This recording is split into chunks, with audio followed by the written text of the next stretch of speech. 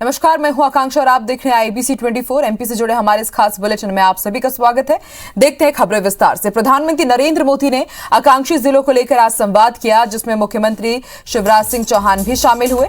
PM ने जिला अधिकारियों से भी चर्चा की। इस दौरान उन्होंने छतरपुर जिले की तारीफ की और कहा कि छतरपुर में गर्भवती महिलाओं का पंजीयन 37% से 97% हो गया है। ये बड़ी उपलब्धि है। आकांक्षी जिलों में जो लोग रहते हैं उनमें आगे बढ़ने की तड़प होती है। इन लोगों ने अपने जीवन का अधिकतर समय अभाव में और मुश्किलों में गुजारा है। हर छोटी छोटी चीजों के लिए उन्होंने परिश्रम किया है, इसलिए वो लोग साहस दिखाने के लिए और रिस्क उठाने के लिए तैयार होते हैं। पिछले 4 साल में देश के लगभग हर आकांक्षी जिले में जनधन खातों में 4 से 5 गुना की वृद्धि हुई है। लगभग हर परिवार को शौचालय मिला है। हर गांव तक बिजली पहुंची है और बिजली सिर्फ गरीबों के घर में ही नहीं पहुंची, बल्कि लोगों के जीवन में ऊर्जा का संचार हुआ है।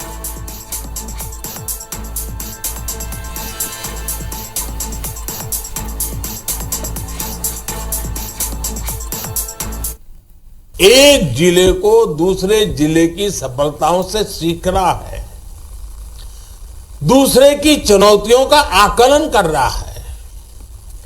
कैसे मध्य प्रदेश के छतरपुर जिले में 4 साल के भीतर गर्भवती महिलाओं का पहली तिमाही में रजिस्ट्रेशन 37% से बढ़कर 97% हो गया। हमारी एक्ट के अंतर्गत मुकदमा दर्ज किया गया है। ये मुकदमा शुक्रवार को मुख्यमंत्री शिवराज सिंह चौहान के खिलाफ किए गए प्रदर्शन के सिलसिले में किया गया। आपको बता दें, मध्य प्रदेश के राजगढ़ में डूब प्रभावित क्षेत्र के किसानों और समर्थकों के साथ सीएम शिवराज सिंह चौहान से मुलाकात को लेकर दिग्विजय सिंह ने भोपाल में धरना दिया था, जिसमें कोविड प्रोटोकॉल का उल्लंघन हुआ था।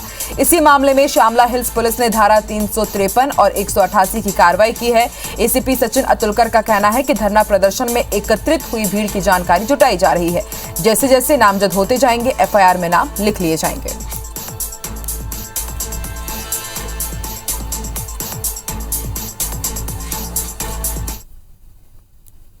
लोकसभा चुनाव में ज्योतिरादित्य सिंधिया को हराने वाले गुना शिवपुरी क्षेत्र के सांसद केपी यादव की एक चिट्ठी के बाद बीजेपी में घमासान मचा हुआ है। सांसद केपी यादव ने खुद को साइडलाइन करने का आरोप लगाते हुए बीजेपी के राष्ट्रीय अध्यक्ष जेपी नड्डा से दर्द बयां किया। उन्होंने नड्डा को चिट्ठी लिखी है, जिसमें बताया है कि सिंधिया समर्थक पार्टी का माहौल बिगाड़ रहे हैं। उन्होंने सिंधिया समर्थक मंत्रियों पर गुटबाजी और भेदभाव करने का आरोप लगाया। ये चिट्ठी अब सार्वजनिक होने के बाद पार्टी में गुटबाजी का मामला गर्मा गया है। केपी यादव ने कहा कि सिंधिया समर्थक कार्यक्रमों में मेरी और बीजेपी कार्यकर्ताओं की उपेक्षा करते हैं। उन्हें कार्यक्रमों में नहीं बुलाया जाता। प्रोटोकॉल के मुताबिक उद्घाटन लोकार्पण कार्यक्रम में भी जगह नहीं दी जा रही है। कई ऐसे काम होते हैं जिन्हें उनके प्रयासों से मंजूरी मिली है। उधर बीजेपी नेता चिट्ठी पर जवाब देने से बच रहे हैं। उनका कहना है कि संगठन पार्टी में होने वाली हर हलचल पर नजर रखे हुए हैं। वहीं कांग्रेस चुटकी ले रही है। उनका कहना है कि बीजेपी में कोहराम मच गया है और आगामी विधानसभा चुनाव में पूरी पिक्चर साफ हो जाएगी।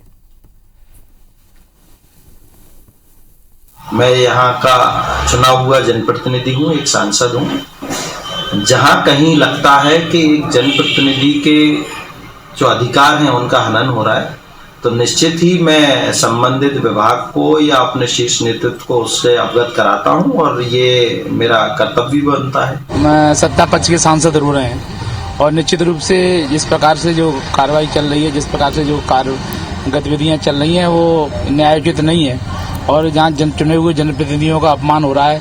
पहले तो मैं ही कहता था, केपी यादव भी कह रहे हैं कि जबकि केपी यादव तो सत्ताधारी पार्टी के सांसद हैं और इस प्रकार विधायकों का, सांसदों का, जनप्रतिनिधियों का अपमान करना अच्छी बात नहीं है। निश्चित तौर पर जिन्हें उनको हराया है तो उनके लिए कैसे बुलाया जाएगा किसी भी मीटिंग में या लोकार्पण में या उद्घाटन में, तो हो रहा है। और ये तो अभी शुरुआत है, आगे आगे देखो होता है क्या।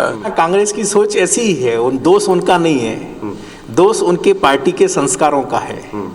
उनकी सोच में इसी प्रकार का बिखराव, बंटवारा, एक दूसरे पर लांछन लगाने का काम भाजपा में ये होता नहीं है, ये चलता नहीं है।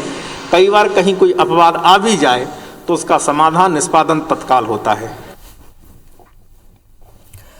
और अब बारी मध्य प्रदेश के कोरोना अपडेट की। मध्य प्रदेश में आज 11,000 के पार नए मामले मिले हैं। 11,274 नए मरीज मिले हैं। मध्य प्रदेश में आज 5 संक्रमितों की मौत हुई है, तो वहीं मध्य प्रदेश में आज 4,966 मरीजों को डिस्चार्ज किया गया है। और मध्य प्रदेश में अब कोरोना के एक्टिव मरीजों का आंकड़ा बढ़कर 61,388 जा पहुंचा है।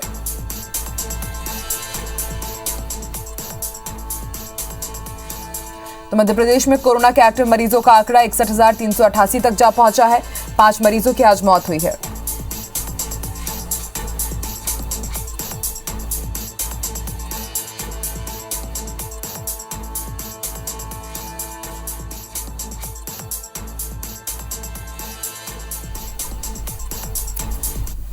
इसी बीच बड़ी खबर आपको भोपाल से बता दें, ईडन स्पा सेंटर में पुलिस ने छापेमार कार्रवाई की है। स्पा सेंटर के आड़ में सेक्स रैकेट की सूचना मिली थी पुलिस को और संदिग्ध हालत में 6 लड़कियों को और 4 लड़कों को पकड़ा गया है। E7 अरेरा कॉलोनी में ईडन स्पा सेंटर है। हबीबगंज और महिला थाना पुलिस ने ये संयुक्त कार्रवाई की है। और ज्यादा जानकारी के लिए बात करेंगे हमारे सहयोगी सत्येंद्र से। सत्येंद्र, क्या है ये पूरा मामला, जानकारी दीजिए। देखिए, भोपाल की हबीबगंज थाना पुलिस ने ये जो राजधानी की सबसे पोस्ट कॉलोनी कही जाती है अरेरा कॉलोनी, उस कॉलोनी में छापामार कार्रवाई की है। यहाँ पर ईडन स्पा सेंटर था, जहाँ हेयर सैलून और स्पा की आड़ में देह व्यापार कराया जा रहा था। पुलिस ने यहाँ छापामार कार्रवाई कर 6 लड़कियां और 4 लड़कों को गिरफ्तार किया। 4 लड़के जो ग्राहक बनकर यहाँ पहुंचे थे। इसके साथ ही पुलिस ने जो स्पा सेंटर संचालक है गौरव वाधवानी, उसको भी गिरफ्तार किया है। बताते हैं कि इसमें जो लड़कियां हैं, 2 लड़कियां जो नॉर्थ ईस्ट की हैं, 1 नेपाल की लड़कियां हैं, बाकी 3 लड़कियां भोपाल की रहने वाली हैं। 4 जो लड़के हैं, 4 लड़कों में इनमें अन्वेश मिश्रा, सौरभ मिहानी, नीतेश ललवानी और राजेंद्र राय, ये 4 लड़के ग्राहक थे यहाँ पे, जो संदिग्ध हालत में पकड़े गए हैं। जेसीपी वीरेंद्र कुमार मिश्रा का कहना है कि इस ईडन स्पा जो पार्लर है, यहाँ पर कई दिनों से संदिग्ध गतिविधियों की सूचना पुलिस को मिल रही थी। पुलिस ने आज बोगस ग्राहक बनकर किसी को भेजा। जैसे ही उसका इशारा मिला, पुलिस ने वहां मौके पर दबिश दे दी।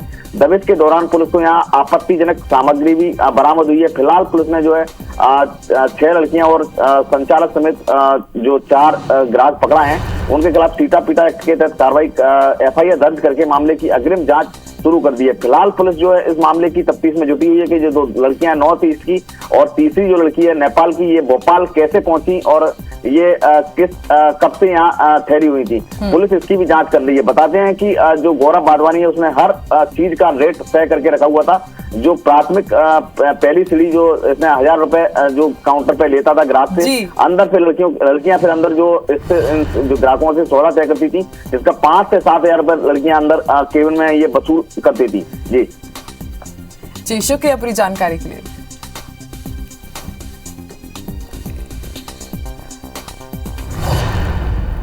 बढ़ेंगे आगे, बड़ी खबर महू से आपको बता दें, चलती कार में भीषण आग लगी है और कार सवारों ने भागकर अपनी जान बचाई है। स्थानीय लोगों की मदद से आग पर काबू पाया गया। महू थाना के मानपुर रोड की घटना बताई जा रही है। तस्वीरें भी हम आपको दिखा रहे हैं। चलती कार में भीषण आग लगी। गनीमत रही कि कोई बड़ा हादसा नहीं हुआ है। कार में जितने भी लोग सवार थे, भाग करके उन्होंने अपनी जान बचाई है। स्थानीय लोगों की मदद से आग पर काबू पाया गया। महू थाना के मानपुर रोड की घटना बताई जा रही है।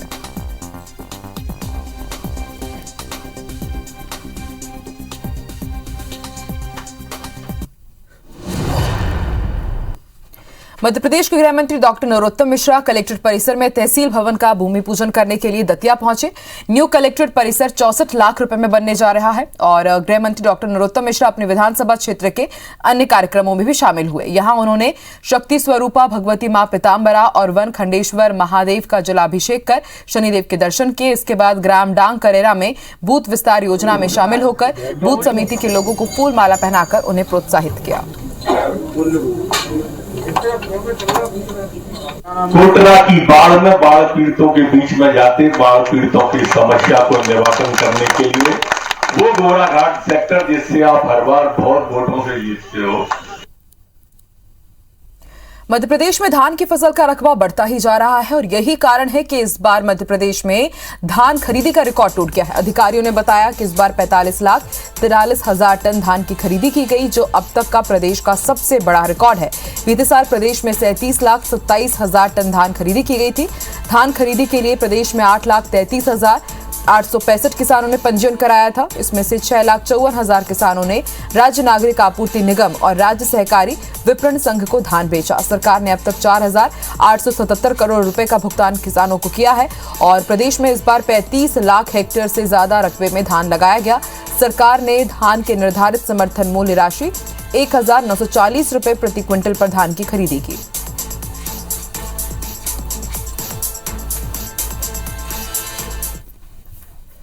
भोपाल में बढ़ते कोरोना संक्रमण को देखते हुए पुलिस कमिश्नर ने एक आदेश जारी किया है और इस आदेश के मुताबिक 50 साल से ज्यादा उम्र के टीबी, कैंसर, अस्थमा और दिल से संबंधित बीमारी से पीड़ित पुलिसकर्मियों को भीड़भाड़ वाले इलाके में नहीं भेजा जाएगा। भोपाल पुलिस कमिश्नर मकरंद देउस्कर ने कहा कि अगर इसका पालन ठीक तरीके से हो तो कमिश्नर सिस्टम के अंतर्गत आने वाले थानों को 1,095 पुलिसकर्मी अब कम हो जाएंगे। इसमें 7 टीआई और 20 इंस्पेक्टर स्तर के हैं। आदेश से साफ है कि 50 पार उम्र के पुलिस वालों को रेलवे स्टेशन, अस्पताल, बाजार, एयरपोर्ट और कानून व्यवस्था ड्यूटी में तैनात न किया जाएगा। जिनका बचाव करना बहुत आवश्यक है या कोमॉर्बिड हैं या किसी प्रकार से बीमारी से ग्रसित हैं, ये ध्यान में रखा जाता है। इसमें विशेषकर जो उम्रदराज हैं या जिनको सुरक्षित रखा जाना है संक्रमण से, उनको ऐसे स्थानों पर लगाया जाता है जहां पर जो है संक्रमण की संभावना ना हो। जिस तेजी से जबलपुर में कोरोना के मामले बढ़ रहे हैं, वहां जिला प्रशासन अब अलर्ट हो गया है। जिले में फीवर क्लिनिक की संख्या बढ़ाने के साथ कोरोना जांच में तेजी लाने के लिए डॉक्टरों की जंबो टीम को अब मोर्चा तैयार किया गया है। दरअसल Indian council of medical research से मिली 5,209 सैंपल्स में से 740 कोरोना पॉजिटिव पाए गए हैं, जिसके बाद जिले में कोरोना के सक्रिय मरीजों का आंकड़ा 4,023 को पार कर गया है। और अब जबलपुर में कोरोना के बढ़ते संक्रमण ने सेना के साथ पुलिस, जेल में बंद कैदियों और प्रशासनिक अधिकारियों को भी अपनी चपेट में ले लिया है। हालांकि जिले में 311 व्यक्ति स्वस्थ भी हुए हैं, जबकि अब तक कुल 8 संक्रमितों की मौत हो चुकी है। कोरोना के सक्रिय मरीजों के साथ साथ कोरोना सैंपल में भी तेजी लाने और लोगों को त्वरित इलाज मुहैया कराने के मकसद से फीवर क्लिनिक की संख्या को अब 70 से बढ़ाकर 80 कर दिया गया है। इसके अलावा कोरोना टेस्ट में तेजी लाने और पेंडेंसी को खत्म करने के लिए 48 डॉक्टरों की टीम को कोरोना टेस्ट के लिए तैनात किया गया है।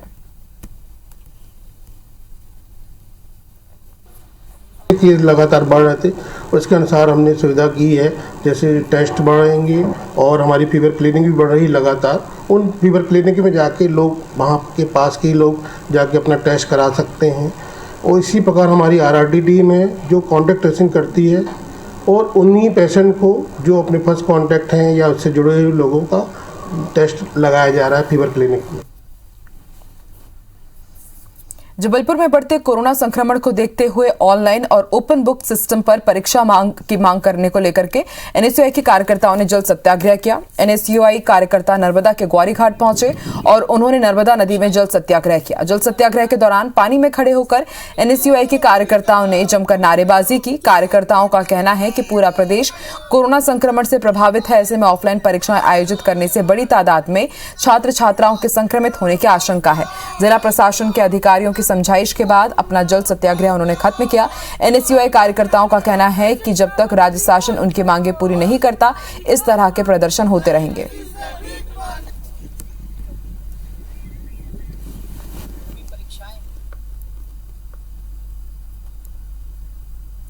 भोपाल के छोला मंदिर इलाके की मालखेड़ी पुलिया के पास पेट्रोल पंप मैनेजर से लूट का मामला सामने आया है। मैनेजर पर चाकू से हमला कर बाइक सवार लुटेरे 60,000 रुपए लूटकर फरार हो गए।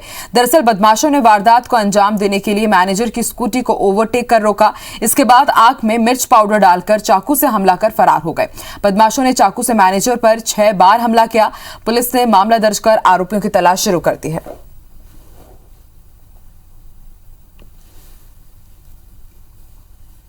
मिर्च फेंककर जो बैग है वो उसमें 60,000 की राशि थी, वो लूट लिए गए, ऐसी रिपोर्ट बैंक मैनेजर द्वारा की गई है। इसमें पुलिस विवेचना कर रही है, ये प्रयास कर रही है कि जो आरोपी हैं उनकी पहचान की जाए। अगली खबर टीकमगढ़ से, जहां की पलेरा पुलिस ने हथियार बनाने वाली अवैध फैक्ट्री का खुलासा किया है। पुलिस को बन्ने गांव में अवैध हथियार बनाए जाने की सूचना मिली थी, जिसके आधार पर देवेंद्र नाम के एक शख्स के घर पर छापेमार कार्रवाई की गई। तलाशी के दौरान एक देसी कट्टा समेत अवैध हथियार बनाए जाने का सामान भी बरामद हुआ है। पुलिस ने आरोपी को हिरासत में लेकर पूछताछ की, जिसके बाद आरोपी ने कबूल किया कि वो पिछले 2 महीने से अपने घर पर अवैध हथियार बनाने का काम कर रहा था। वहीं गौरतलब है कि इससे पहले जिले के चंदेरा में भी अवैध हथियार बनाने की फैक्ट्री का खुलासा हुआ था।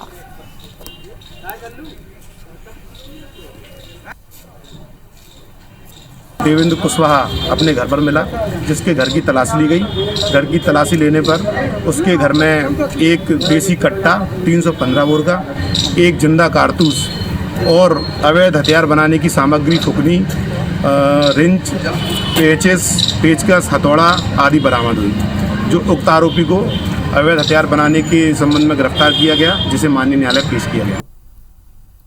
नीमच के चपलाना गांव के लोग इन दिनों आदमखोर लकड़बग्घे से परेशान हैं। दरअसल पिछले 2 दिनों में लकड़बग्घे ने आधा दर्जन से ज्यादा लोगों पर हमला कर उन्हें घायल कर दिया है, जिसके चलते ग्रामीणों में दहशत है। इस वजह से लोग शाम होने से पहले ही घरों में कैद हो जाते हैं।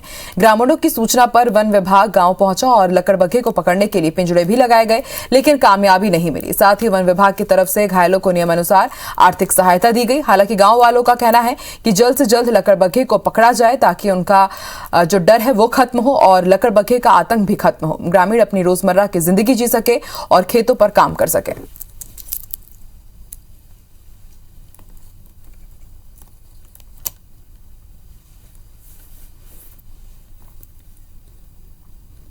मध्य प्रदेश में बाघों का आंकड़ा अब 700 के पार हो गया है। वन विभाग का मानना है कि इस बार भी कर्नाटक बाघ की गणना में मध्य प्रदेश से पीछे रहेगा और टाइगर स्टेट का दर्जा एक बार फिर से मध्य प्रदेश के पास ही रहेगा। साल 2018 के बाघ के आकलन के मुताबिक प्रदेश में 526 बाघ हैं, वहीं पिछले 1 साल में 46 बाघों की मौत हुई है।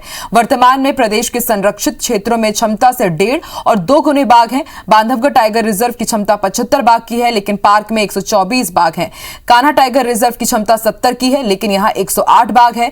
यही स्थिति पेंच और सतपुड़ा टाइगर रिजर्व की भी है। पेंच में 82 और सतपुड़ा में 50 से ज्यादा बाघ हैं। सिर्फ संजय दुबरी टाइगर रिजर्व ही ऐसा पार्क है जहां बाघों की संख्या कम है। पार्क में साल 2018 की गणना में 6 बाघ पाए गए थे, तो रातापानी अभ्यारण्य में करीब 80 बाघ की मौजूदगी है। अभी पहले चरण की बाघों की गणना पूरी हो गई है।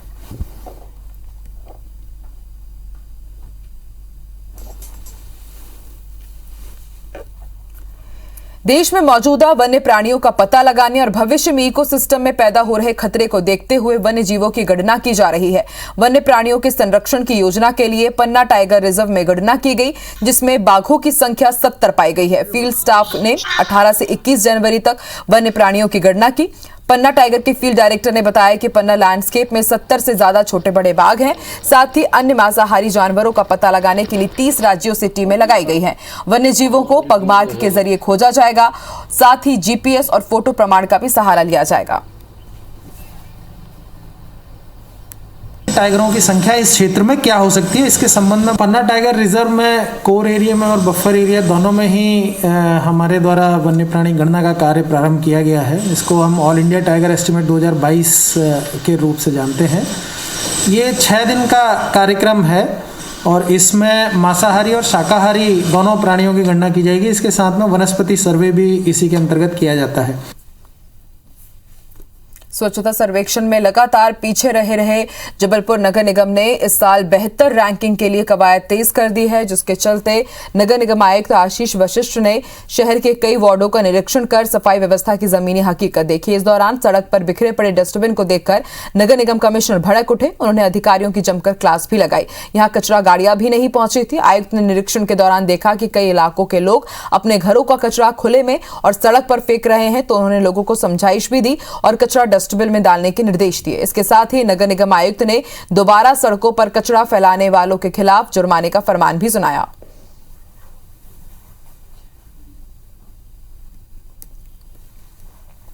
जोन क्रमांक 11 नगर निगम का कमिश्नर साहब के द्वारा दौरा किया गया। सफाई स्वच्छता, साथ में सुबह के जो सफाई मजदूरों की हाजिरी, डोर टू डोर कचरा का रूट चार्ट, डिस्पोजल पॉइंट आदि विषयों पर उन्होंने निर्देश दिया। इस बुलेटिन में फिलहाल इतना ही। आप देखते रहिए IBC 24। नमस्कार।